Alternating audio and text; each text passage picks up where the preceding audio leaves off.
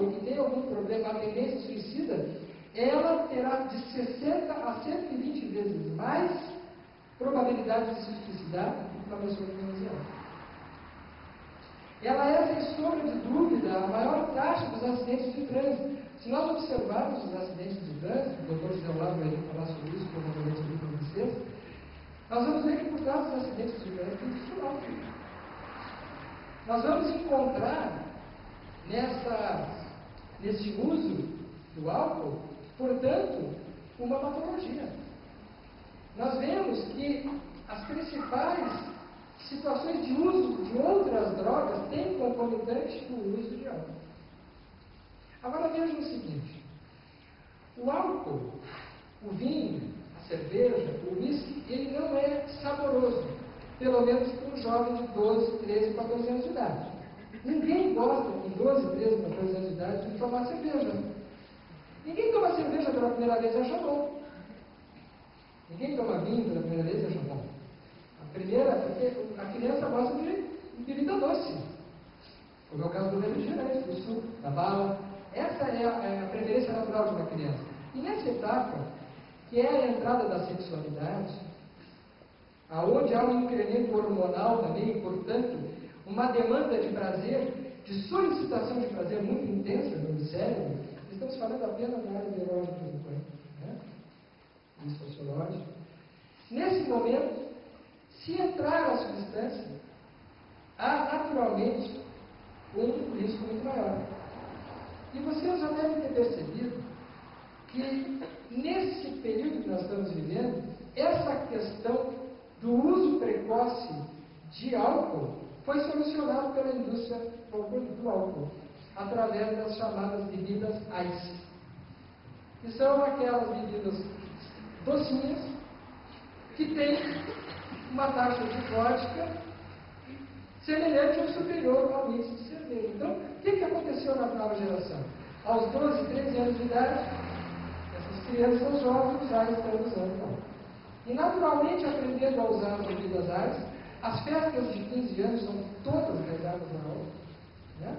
E as bebidas alcoólicas são vendidas livremente nos bares, sem nenhum tipo de controle, embora a legislação reze ao contrário, mas na prática não acontece, em relação à aquisição dos jovens dessas substâncias. O que acontece? Aos 12, 13, 14 anos de idade, o cérebro ainda não está desenvolvido. Irá acontecer o que se chama uma poda neuronal nesse período.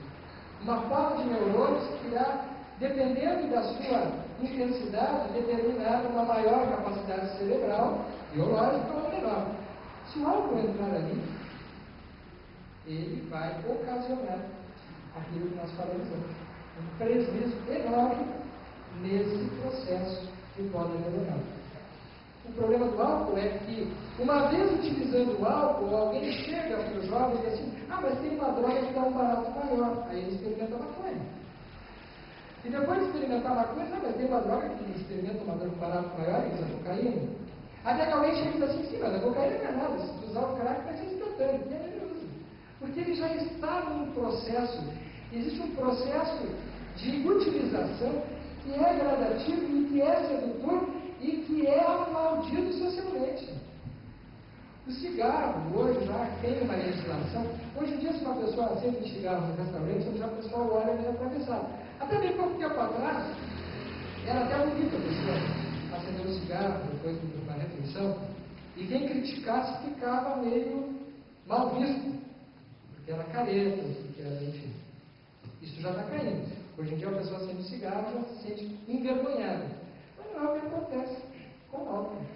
Né? Com o álcool, pelo contrário, nós temos as propagandas na televisão, né? Nós temos a utilização das festas como algo obrigatório. Vejam, uma festa, tem pessoas que dizem: mas se eu for sair para me divertir e não beber, não tem graça nenhuma. Mostrando que o ser humano, nós temos, ainda mais incentivado uma cultura que é permissiva o uso de substâncias, que nós não sabemos, via de regra, ter prazer naturalmente. É preciso ter um aditivo para que o prazer tenha significado mental. Por que as pessoas usam drogas sob o ponto de psicológico, emocional. E vocês vão ver como isso está em perfeita sintonia com o biológico.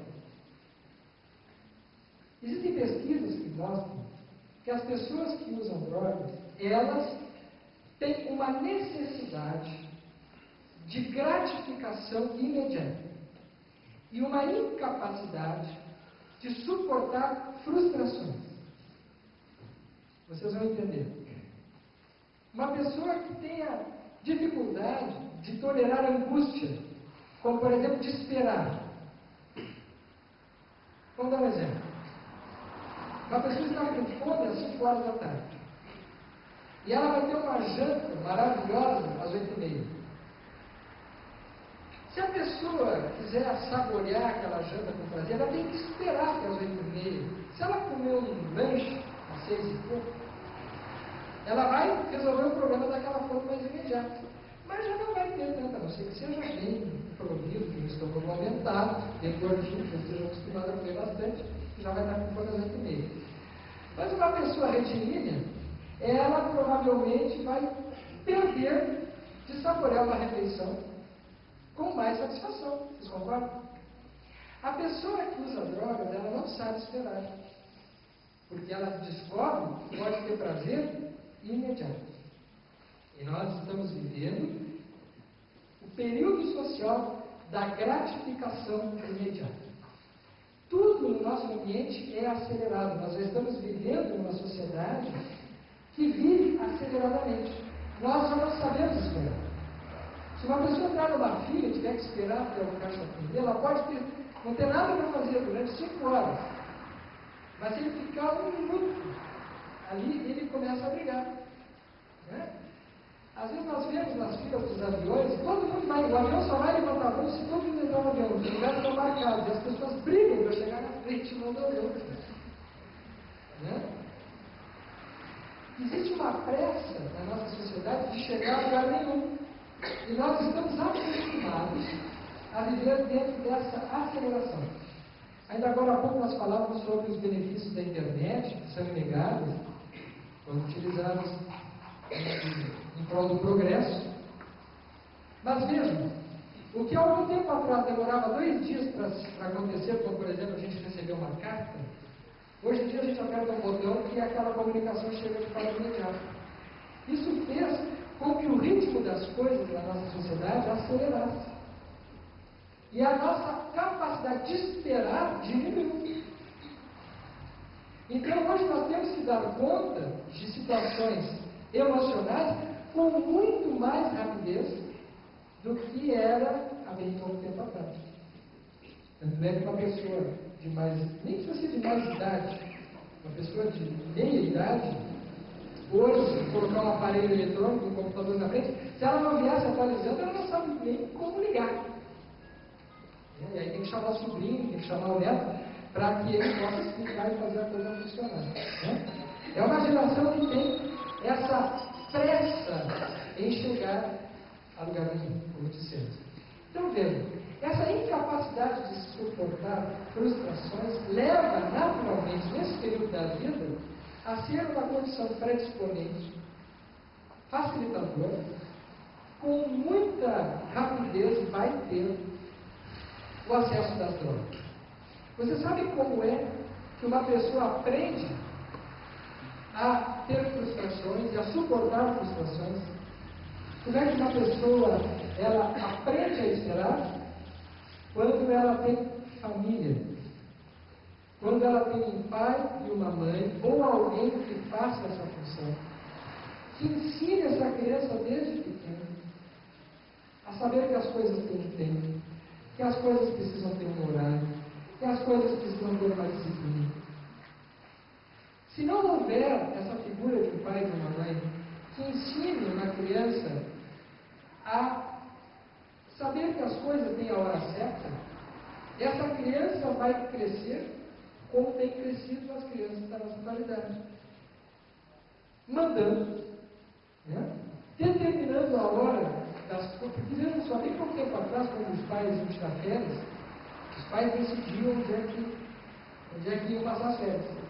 Hoje em dia, são os filhos que determinam.